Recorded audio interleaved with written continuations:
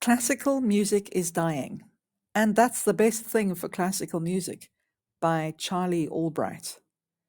Classical music, in its now traditional sense, has seen better days. The Metropolitan Opera is only one of the many arts organizations that is having a harder and harder time filling its seats.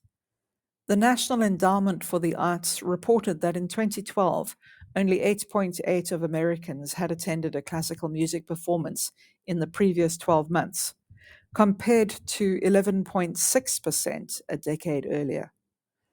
Older Americans are the only demographic group to show an increase in attendance over a decade ago, the NEA study found.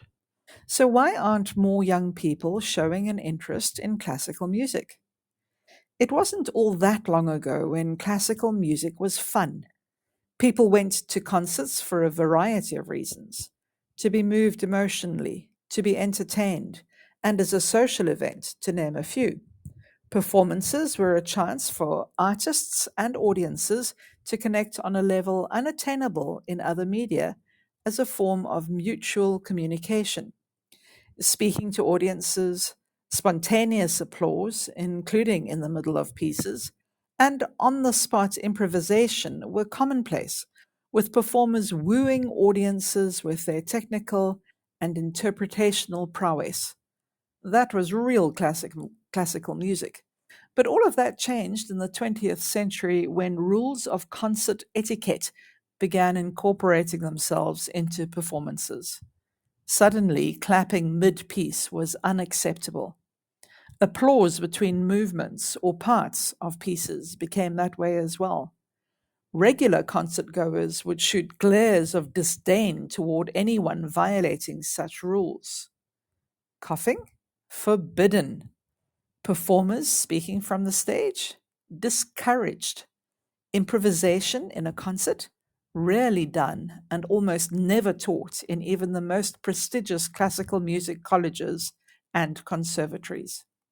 With this stifling atmosphere of rules and appropriateness, it is no wonder that people, especially youth, are apprehensive and often uninterested in the whole idea of classical music.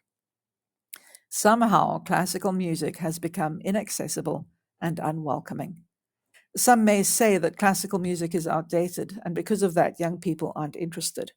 But that contradicts everything I have seen in my profession and everyone I've talked to who works closely with students, both in and out of the music industry. Having had the opportunity to meet and teach children of all ages and from all backgrounds, from very small towns lacking music programs in schools to wealthy areas with plenty of arts funding, I have yet to meet a single one who was not genuinely interested in classical music when you discard all of the artificial classical rules that usually accompany it.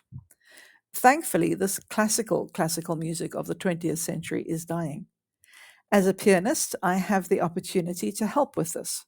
For one, I love to talk to my audiences. Getting on stage and talking casually about each piece and what I think of it, how it makes me feel, and what to listen for immediately brings down the invisible wall between the performer and the audience. Instead of me standing on stage and them sitting and listening, it becomes an evening of conversation and of sharing emotions with one another through art. Some might criticize my decision, saying that it makes the event less formal, but that is exactly the point. A few years ago, I began to program improvisation into the main part of my concerts.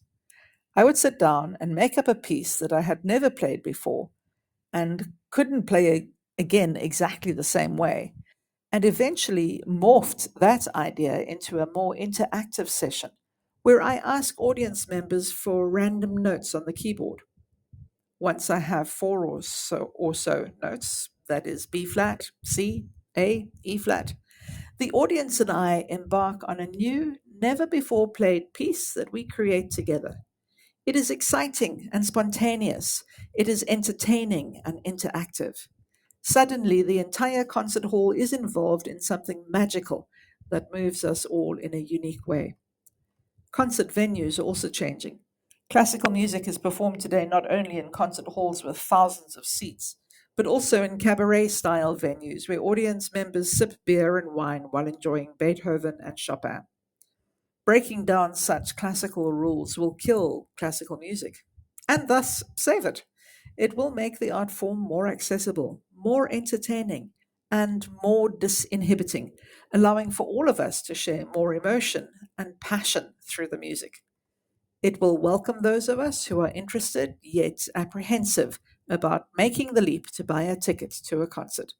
It will encourage more young people to have fun with the performing arts instead of viewing them as a necessary evil that requires a boring practice each day after school. And it is this death of classical music that will bring true classical music more life than ever.